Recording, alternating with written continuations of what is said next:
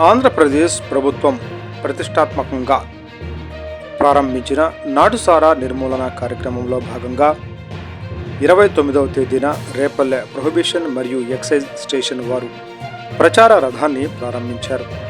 నాటుసారా అనునది వ్యక్తులపై కాకుండా కుటుంబం పైన, సమాజం పైన తీవ్ర ప్రభావం చూపుతుంది కనుక నగరం ప్రొహిబిషన్ మరియు ఎక్సైజ్ స్టేషన్ పరిధిలో గల నాటుసారా ప్రభావిత ప్రాంతాలు అయిన గుడ్డికాయలంక గ్రామంలో నాటుసారా నిర్మూలన కోసం ప్రభుత్వం వారు మొదలుపెట్టిన నవోదయం 2.0 కార్యక్రమం గురించి, నాటుసారా అనునది ఎలా అశాస్త్రీయ పద్ధతిలో తయారు చేస్తారు, దానివల్ల కలిగే పర్యవసనాల గురించి ప్రచార రథంతో ప్రచారం చేయడం జరిగింది.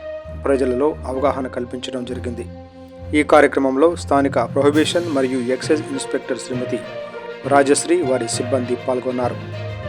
సారాయి తయారీ, రవాణా, అమ్మకం మరియు ముడి పదార్థాల అమ్మకాల గురించి మీకు తెలిసిన సమాచారమును ఈ క్రింది నెంబర్లకు ఫోన్ లేదా వాట్సాప్ ద్వారా తెలియపరిచి నాటు సారాయి మరియు అక్రమ మద్యాన్ని అరికట్టుటకు సహకరించగలరని ప్రార్థన.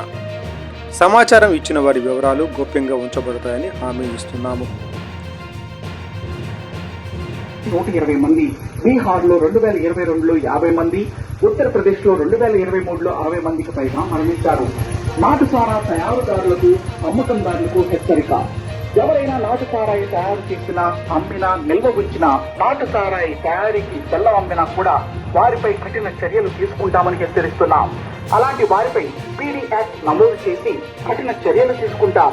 ఆంధ్రప్రదేశ్ ప్రభుత్వం ప్రజా సంక్షేమ కార్యక్రమాలు అమలు చేసి ప్రజల జీవితాలు మెరుగుపరచడానికి ఎంతో కృషి చేయడం జరుగుతుంది. కానీ ఇలాంటి నాటుసారా తయారీదారులు మరియు అమ్మకందారులు లాంటి సంఘ విద్రోహ శక్తుల వలన పేద ప్రజల జీవితాలు బాగుపడకుండా దుర్భర పరిస్థితులు నెలకొంటున్నాయి. ఇలాంటి నేరస్తులకు ప్రభుత్వం అందజేస్తున్న సంక్షేమ పథకాలను కూడా పరిశీలించి చర్యలు తీసుకోవడం జరుగుతుంది. కావున నాటుసారాయిని ఎట్టి పరిస్థితుల్లోనూ తాగవద్దు. మీ ప్రాంతాల్లో ఎవరైనా నాటుసారాయి తయారు చేసినా, రవాణా చేసినా, అమ్మినా, నిల్వ ఉంచినా ఎక్సైజ్ అధికారులకు మరియు పోలీసు అధికారులకు సమాచారం ఇవ్వండి. నాటుసారా మానేద్దాం, ఆరోగ్యాన్ని కాపాడుకుందాం. Toll free number 14405. జారీ చేయవారు ప్రొహిబిషన్ మరియు ఎక్సైజ్ శాఖ, ఆంధ్రప్రదేశ్ ప్రభుత్వం.